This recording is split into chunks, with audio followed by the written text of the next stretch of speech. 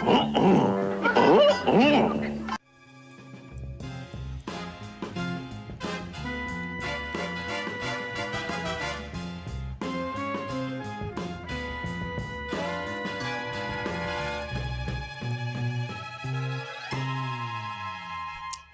and welcome to the third video about factoring.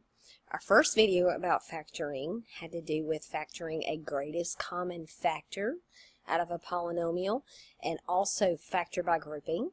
The second video that you probably watched is about factoring trinomials that have a leading coefficient of 1. This video gives us a general strategy for factoring algebraic expressions, and we cover factoring trinomials with a leading coefficient that's not equal to 1. So let's go through some steps of factoring. This is for any factoring problem. The very first thing you should always do is factor the greatest common factor.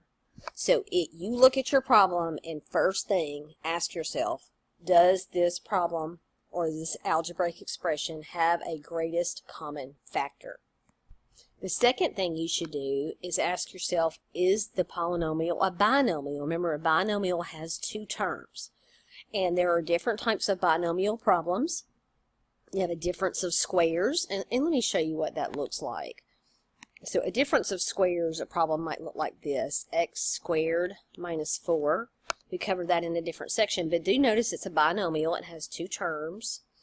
Or you could have a sum of squares. You know, sum means add, like x squared plus 4, and that guy's not factorable. So you would just put prime or not factorable. Then you could have a difference of cubes, like x to the third minus 8. Both of these are perfect cubes, and it says difference. That is factorable. So this one is not factorable. But there are techniques to factor x squared minus 4, or x to the third minus 8, or x to the third plus 8. So we'll learn later how to do that one, and that one. But what if it's not a binomial? Okay. Well, the next question you ask yourself is it a trinomial? And does it have a leading coefficient of 1? And that's what the last video is about. So if you have a trinomial that looks like, for example, x squared plus 5x plus 6, we learned the technique to factor that. And what I mean by leading coefficient of 1 is the number in front of the x squared is 1. So our technique was to find numbers that multiply to be 6, or the constant, and add to be 5. And those numbers are 2 and 3, so I'd factor into x plus 2 times x plus 3. And of course, to check it, you multiply it back out. So we know how to do this one. Does the trinomial, have a leading coefficient not equal to 1? And that's what we're going to do today. And finally, step 4. Does the polynomial have 4 or more terms? And that is the factor by grouping method. Okay, so again, I want you to learn this. I want you to know these steps. Is there a greatest common factor? If so, factor it out. Is it a binomial? If so, which of these 4 situations might you have, or is it none of those? Is it a trinomial? If so, does it have a leading coefficient of 1? Then you already know how to do that, like to the right. Or does it have a leading coefficient of not 1? And by the end of this video, you'll know how to do that. And finally, does it have 4 terms? If so, you can try factor by grouping. But keep in mind, just like factoring out a greatest common factor, factor by grouping might not work. You might have a polynomial that doesn't factor. So let's get started. Now, these problems say identify the best method to factor the polynomials and then factor. Now, I'm only going to give you problems that have methods that we've already learned how to do so far. But when I look at the first one, remember the first thing you should do is always look for a greatest common factor. So when I look at 3x squared plus 27, I see that a 3 will divide into each of those. So you factor out a 3, and then remember directly after your greatest common factor, you put a set of parentheses. Then how do you decide what goes inside? Well, divide each of these guys by 3. So those 3's cancel, and I'm left with x squared. And this 27 and 3 cancel to give me plus 9. Then we'll take a look at what's inside and see, is that factorable? Turns out that's what's called a sum of squares, and that's not factorable. We really haven't officially learned that yet. Now, let's look at question B. Okay, so we go through our steps. First of all, is there a greatest common factor? Is there something in common to a squared minus 3y and 70. Well, first of all, we got a problem right here because we've got an a squared and a y. I don't know if that's what I really meant. Let's change that to an a instead of a y. I think it's just a typo. So now we have a squared minus 3a minus 70. This is what we call a trinomial.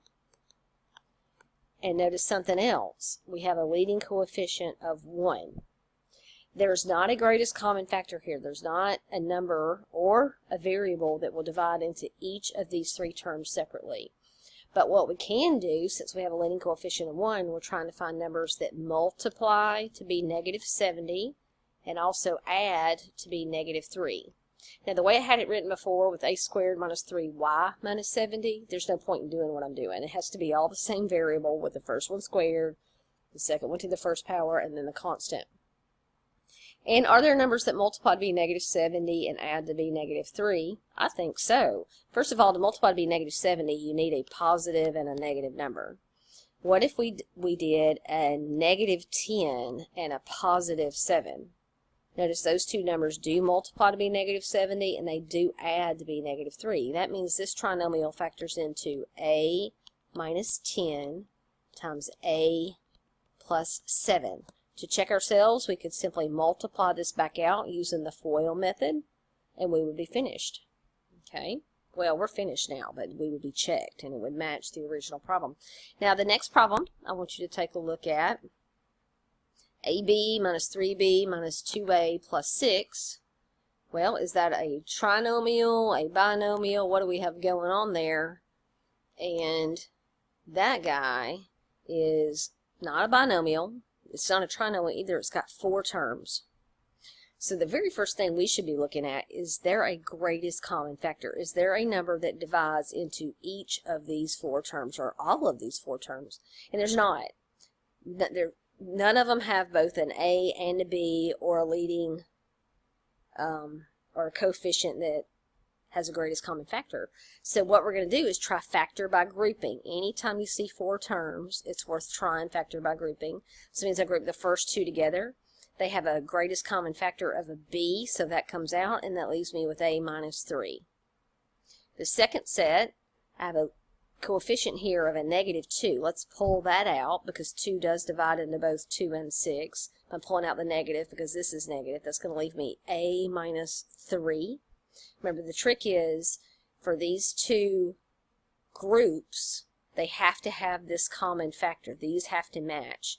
So your answer is A minus 3 times what's out front, B minus 2. So again, that's going down our technique. Is there a greatest common factor? Is it a binomial? And if it's so, can we factor it? Or is it a trinomial? If so, do we have a method for factoring it? Or does it have 4 terms and factor by grouping might work? So here we are again, identify the best method to factor. And the best method is always to look for a greatest common factor first. I'm noticing on problem D, 6 divides into all of those terms evenly. So if I divide the first one by 6, that gives me A squared. I divide the second one by 6, that's minus A. And I divide the third one by 6, that's minus 2.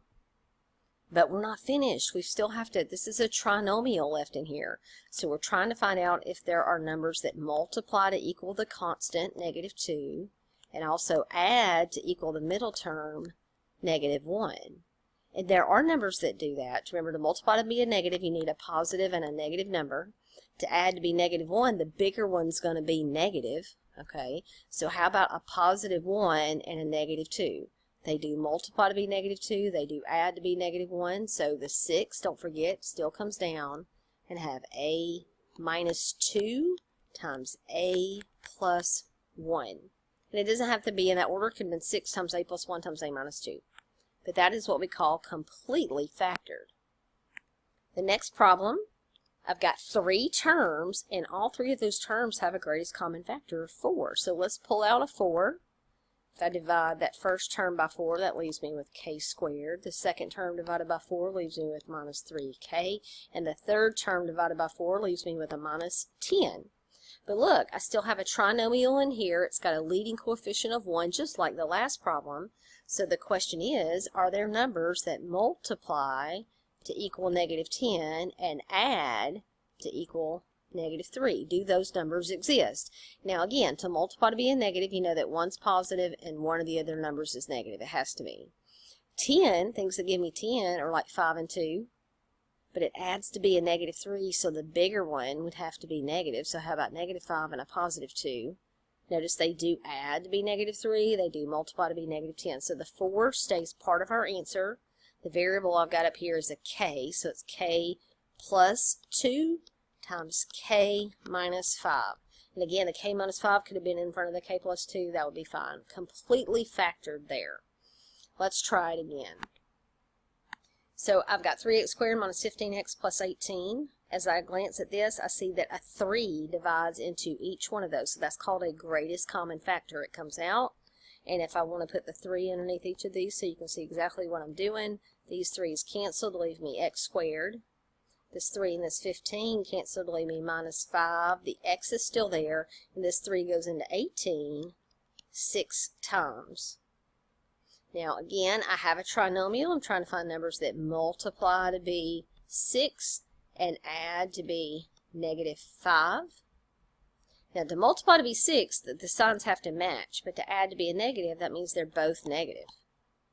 How about 2 and 3, both negative? They do multiply to be +6 and they do add to be -5. So my answer is 3 times x minus 2 times x minus 3. And I'm finished factoring that problem. Once again, we should identify the best method to factor the polynomial, then factor it. So first, always look for a greatest common factor. I see that a 5 and an x goes into all of these terms. So I'm going to divide each one of these by 5x. Okay, so that 5 and that 5 cancel, and that x to the third and that x leave an x squared. That 5 and that 30 cancels, so that's minus 6x, because I have an x squared on top and an x on the bottom. And then 5 goes into 45, a +9 times, and the x's cancel as well. Now look at what I have. I have a trinomial inside. The leading coefficient is 1, so I'm trying to find out, are there numbers that multiply to be +9, but add to be -6? And how about a -3 and a -3, right? Those multiply. -3 times -3 is +9. They add to be -6. So that's our result, 5x.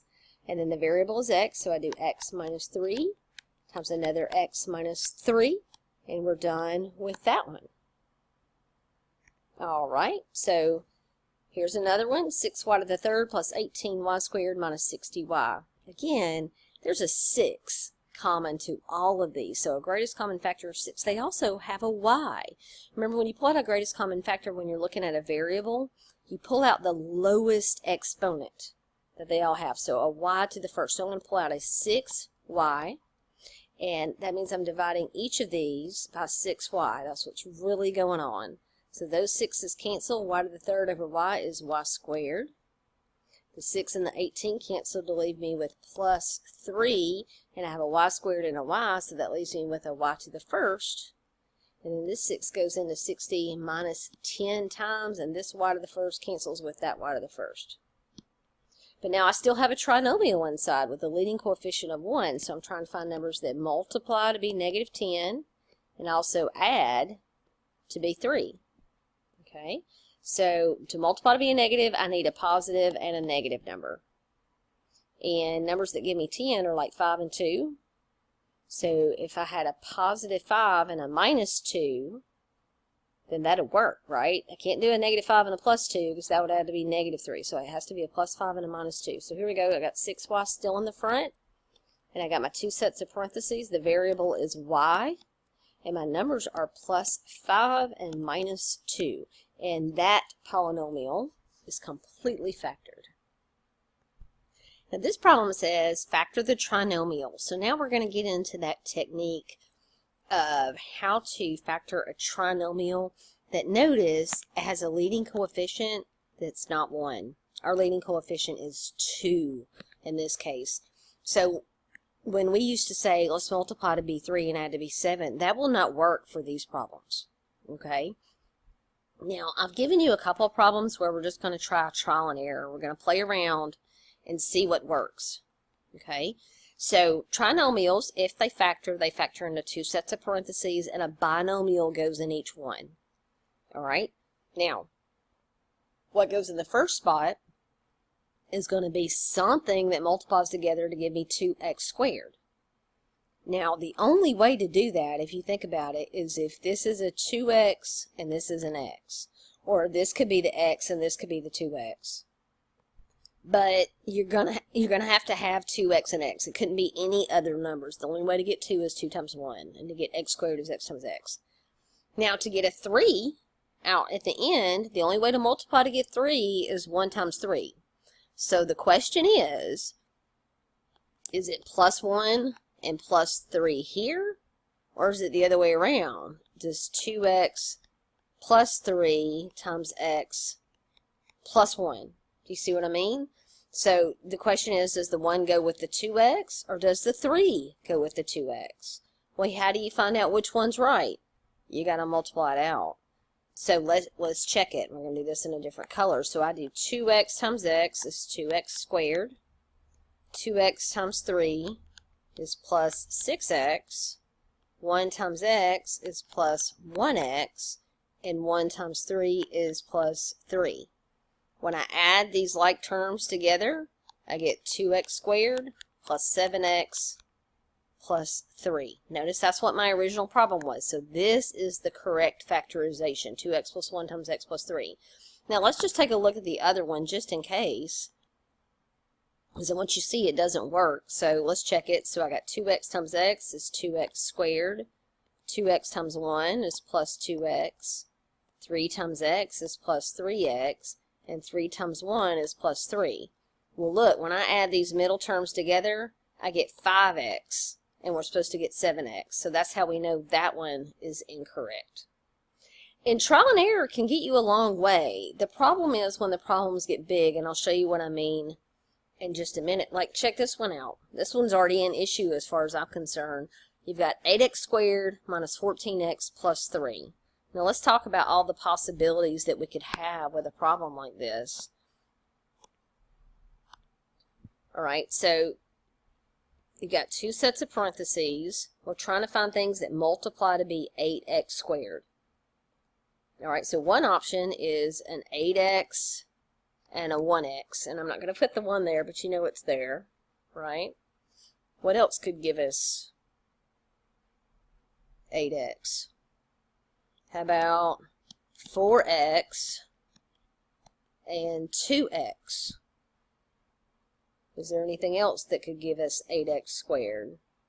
So 8 times 1, 4 times 2. I can't think of any whole numbers that multiply to be 8 other than those two pairs. Well, it seems simple enough, right? Okay. Now in the end, we've got to figure out what multiplies to be 3.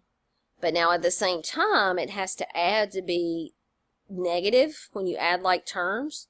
So what this means to be, you remember from the last section, if you multiply to be positive constant at the end and you have to add to be a negative, that means these are negative inside of here. No matter what method which options are right, it's got to be negative. Okay, now let's think about how do we multiply to be a 3.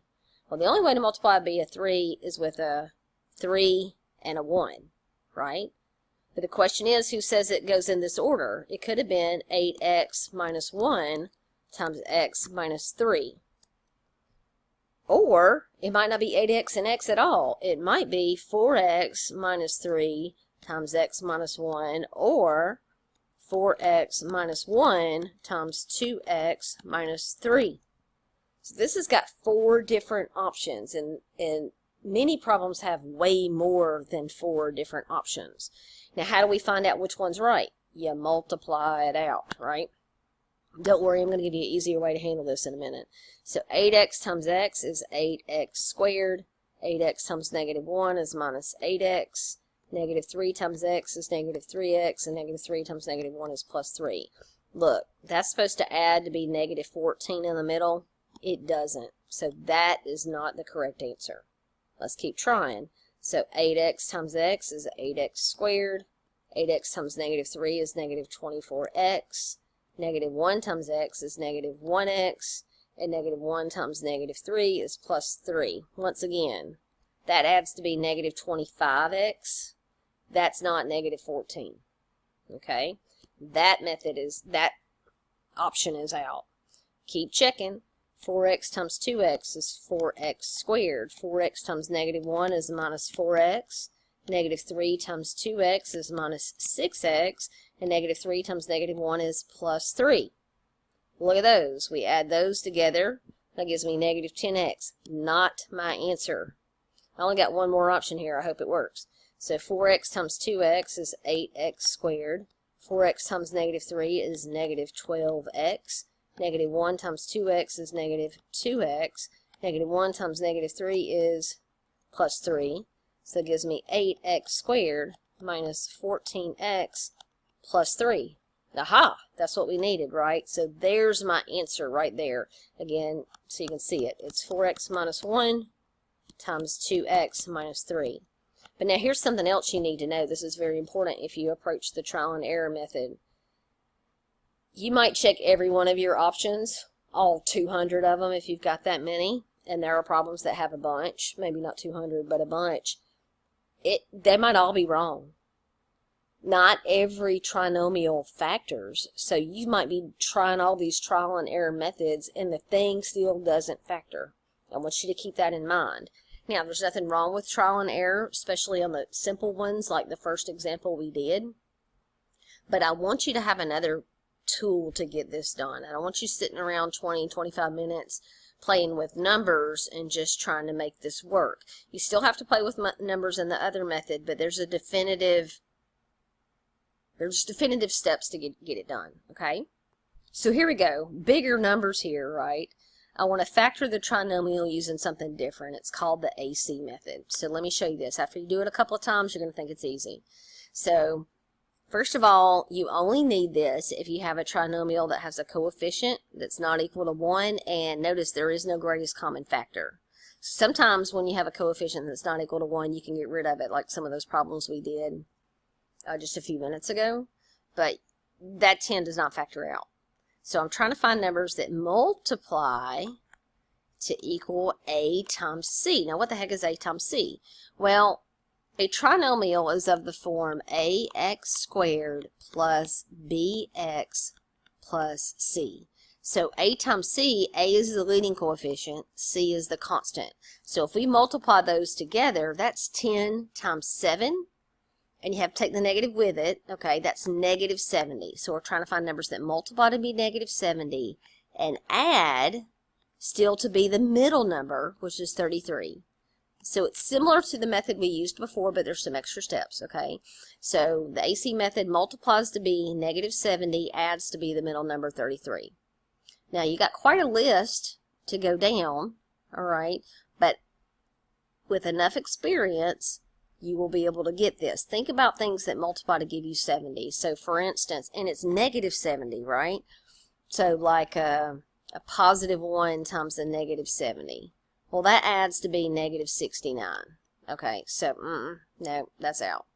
Or a 2 times a negative 35, right? Well, that adds to be negative 33. That's out, but that sure is close. So what do? How about if we do a negative 2 and a positive 35? And that adds, when we add it, it adds to be a positive 33. Ding, ding, ding. There's our winner. Now, don't write y minus 2 times y plus 35 because there's more steps than that in this AC method. What you do is you rewrite the middle term.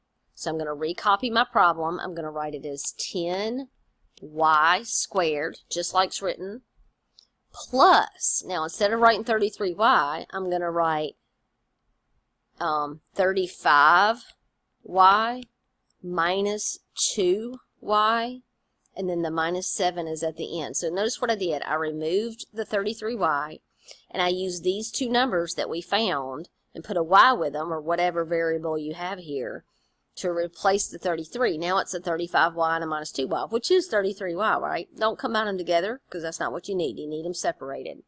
Now what you're going to do is factor by grouping. So I'm going to group these together, and I'm going to group these together, okay? So when I group my first ones together, the greatest common factor there is 5y. When I pull out a 5y, that leaves me with 2y plus 7. Remember, if you need to, you write that 5y underneath of each of these terms and reduce those fractions to lowest terms. So that's where the 2y plus 7 came from. And then to do factor by grouping, I also have to pull out something common here. Well, when I look at this, they don't have anything common but the negative. But let's pull out a negative 1. That's going to leave 2y plus 7. Again, if it helps, go right ahead and write the negative 1 underneath each one of those. That's where I got the plus 2y and the plus 7 from. Now your last step, and you know this last step, is to write down the factor that matches, which is the 2y plus 7, times what's remaining when you pull out the 2y plus 7, which is 5y minus 1. Again, the one that matches times what's out front. And that is your trinomial with a leading coefficient not 1 factor. Let's try it again, okay? So the very first thing I want to do when I look at my problem is ask myself, is there a greatest common factor? There is not. So what do? I try the AC method. Let's find numbers that multiply to equal 12 times negative 15. Your calculator can be your best friend here. So what is 12 times negative 15? And that's negative 180. Okay, so multiplies to be 12 times negative 15, again from here and here, and then adds to be the middle coefficient, which is negative 8. So you might have to spend some time, but now you might want to go the obvious choices first of all. First of all, 180, about 10 times 18. I mean, that's almost the first thing I think about. So 10 times 18, you can check it. Sure, that's 180. So if I did a negative 18 and a positive 10, that would add to be negative 8, right? And it multiplies to be negative 180. There I go. Now, sometimes you have to make a big, long list, and it happens. But sometimes you don't, okay? So we made a little list on the last problem. We got it right off the bat on this one. But sometimes you just have to be patient, but it's still better than trial and error. At least that's the way I feel about it. Now, what do I do with that minus 18 and 10? I replace this minus 8x with those two values. So the 12x squared stays. The minus 8x turns into minus 18x plus 10x. Again, why the minus 18 and the plus 10? Because this is negative and this is positive. And because when you add them together, you get negative 8. Okay? And then don't forget at the end, the minus 15. So I group these together. These are together. These are together. Greatest common factor out of the first set. Well, I see a 6 divides into both 12 and 18. And an x divides into both of those terms. So 6x comes out. That leaves me with 2x minus 3. Over here, 10x and a minus 15 have a 5 in common. I'm going to pull out a plus 5. That plus right there is required. And that leaves me with 2x minus 3. And the great news is, when you have the factor that matches, 2x minus 3, you pull it out, times what's left out front here, and that is your final result. So this is a method, it just takes practice. Let's keep practicing. Okay, so when I look at this problem, 30y squared plus 53y minus 21, I'm looking to see if there's a greatest common factor. And I know 3 divides into 30 and 21. Does 53 divide by 3? It does not. Okay, so I'm thinking there is no greatest common factor. So what I've got to do is the AC method. We're trying to find numbers that multiply to equal 30 times negative 21. That's going to be big. Okay, but we can do it. So 30 times 21 is 630. And it's going to be negative. So we're trying to find numbers that multiply to be negative 630 and add to be 53. Again, 630 probably has a lot of factors. But the most obvious thing to me is 63 and 10, right? Because of that 0 on the end. Well, look, if I do a positive 63 and a negative 10, there I am. Okay? So let's do that. So I'm going to rewrite the middle term using these two numbers with the y included. So I have 30y squared plus 63, don't forget the y, minus 10 also has a y, minus 21. Okay? So group them together. Those two go together. Those two go together. Greatest common factor between 30 and 63. Maybe just 3. We'll find out. Let's write down 3. And they both have a y too, right? 3y. So 30y squared divided by 3y is 10y. 63 divided by 3y is plus 21. Okay? Now these two guys don't have anything in common, but they do have a negative, and we need to pull out that negative. So I'm going to pull out a -1. And when I divide each of these by -1, that's going to make that a plus 10y and a plus 21. And y'all, that's what we need, because there's our matching. So you write down the matching guy just one time. So 10y plus 21. What you're really doing is factoring 10y plus 21 out of this term and out of this term. And then times, so not a plus or a minus in between anymore. This is times 3y minus 1.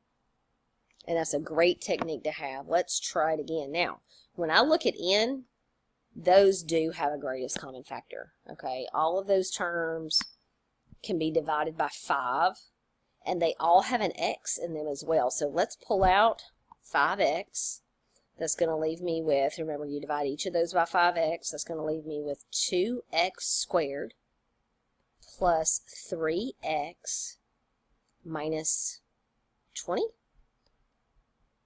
Now, how could I check it? I multiply this back inside. 5x times 2x squared is 10x to the third. Yes. 5x times 3x is 15x squared. Yes. And 5x times -20 is -100x. Yes.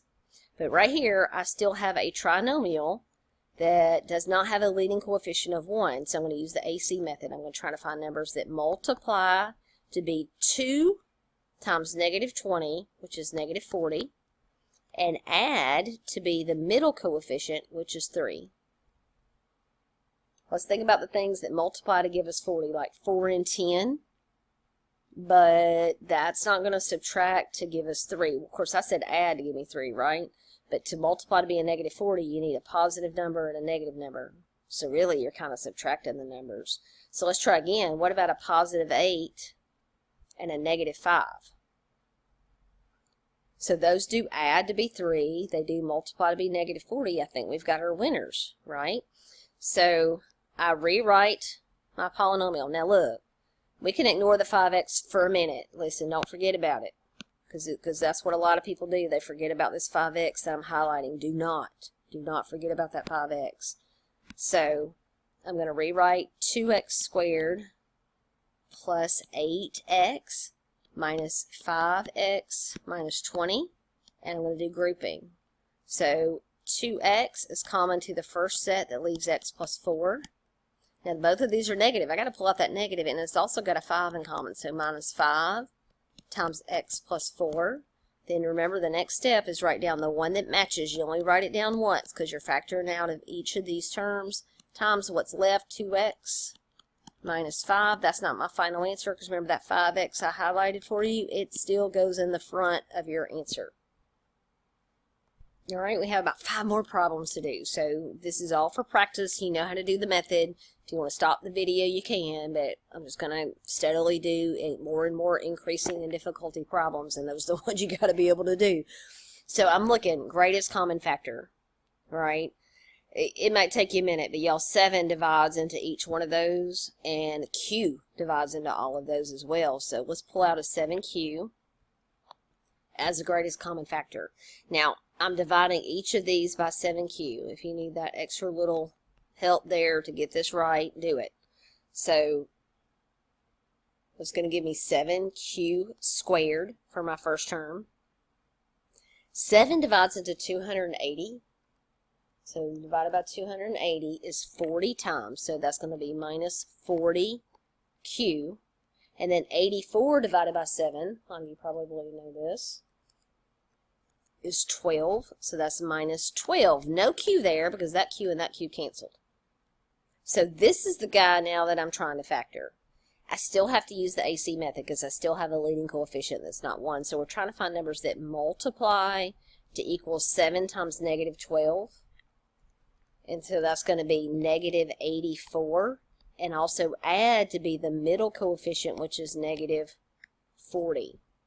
So you might have to play around with things that give you, or things that multiply to be negative 84. I mean, you can go ahead and start with 1 and 84, but that's not going to work. Neither is 2 and What's that, 42? Not going to work, okay? You could work with prime factors of 84 to help you out. Like, check this out. I can break down 84 into, we already know it's like 12 times 7, right? So 12 times 7, 7's prime. 12 breaks down into 4 times 3, 3's prime. 4 breaks down into 2 times 2. So this is 2 times 2 times 3 times 7. Alright, so all those numbers will divide into 84, and you think about every combination that'll do it. Like 21 divides into 84, right? Because I see 21 right there. So what's 84 divided by 21? Well, it's the leftover stuff, but 21 and 4 are not going to add to be 40.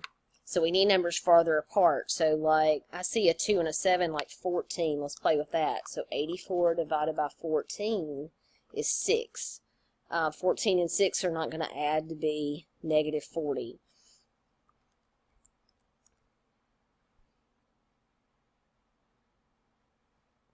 Now, as I've checked a lot of these, I think the very first one or the second one that I mentioned was actually the right one, and I just let it go. Look, what's half of 84? So 2 times 42 gives you 84, right? And if the 42 is negative and the 2 is positive, boom, there you go. So you can find yourself running in circles. Try to be more organized about it. I wasn't just then. But that's the way it ends up sometimes. So think all the way through it. This prime factorization can help you out sometimes because you can play with these numbers. Like I see that 2 goes into 40, or 2 times 2, 4 goes into 40, or 2 times 2 times 3, which is 12, goes in, 84. So you can do that. So I'm going to use these two values to rewrite my middle term. Now don't forget, I'm going to highlight this for you again. 7q is still part of my answer. Don't lose that 7q because you're going to have issues if you do. Alright, so I'm going to do 7q squared. That's from here. I'm rewriting minus 40q as minus 42q plus 2q minus 12. Greatest common factor here. 7q comes out. That leaves q minus 6. These two guys have a 2 in common, so I put plus 2. And then when the 2 comes out, that leaves q minus 6. These must match, so my answer is q minus 6 times what's left in front, which is 7q plus 2. And don't forget the highlighted guy out front, 7q. And that's the final answer on that one. All right, let's take a look at example P. All right, we got 6x to the third minus x squared minus 12x. The 6 and the 12 have a 6 in common, but there is no multiple of 6 right here, so I can't pull out a number, but they all have an x in common. So let's pull that out, x, and that leaves me with 6x squared minus x minus 12. Now, again, I've got a trinomial. I'm hoping that my AC method's going to work here, so we're trying to find numbers that multiply to equal 6 times negative 12, which is what? That's negative 72, and adds to be the middle number, which is negative 1. And think about all the factors of 72, and one's got to be positive and one's negative. First thing I think about when I think about 72 is 8 times 9, and it's lucky for me because that works. If we do a positive 8 and a negative 9, we got it. That adds to be negative 1 and multiplies to be negative 72. So what I'm going to do is I'm going to rewrite my polynomial as 6x squared plus 8x minus 9x minus 72. But I cannot forget, I'm going to highlight it for you, I cannot forget about my x out front. Because if I do, I'm not going to get my problem right. Alright, so right here, greatest common factor is what, 2x? And if I divide 6x squared by 2x, I get 3x. And if I divide 8x by 2x, I get plus 4. Now I have to be left with 3x plus 4 over here. Well, I see they're both negative, so I definitely have to factor out a negative. And how about a negative 3? Okay, so negative 3 divided into negative 9x is positive 3x, because that negative out front is going to change both of these signs. And then 72 divided by 3 gives me 24.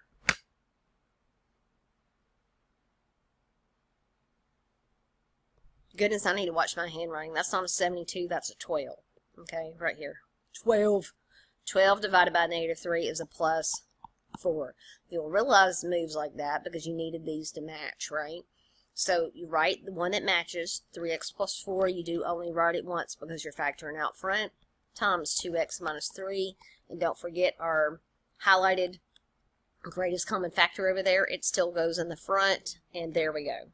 So I got a couple more problems for you. The more we practice, the better you get at this. So I'm looking at 12, 38, and 40, and they definitely have a greatest common factor. It may just be 2, and they all have an x also. So let's pull out a 2x.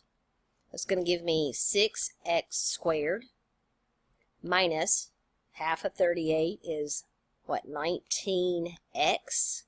And then negative 40 divided by 2 be minus 20. Now, I'm still using the AC method because I still have a leading coefficient of 1. So numbers that multiply to be 6 times negative 20, which is negative 120, and add to be negative 19. Now, again, you could spend a little bit of time coming up with these numbers, but let's think about things that multiply to be 120. The first thing I think about would be like 12 times 10. The unfortunate thing is if one of them is positive and one of them is negative, it's not going to add to be negative 19. What about 30? Does 30 go into 120? See, how about 30 times, how many times? 4? And see, those are too far apart. What else could go into 120? You could keep going with this. What, 40 times 3? Those are really too far apart, again, because the difference has got to be 19.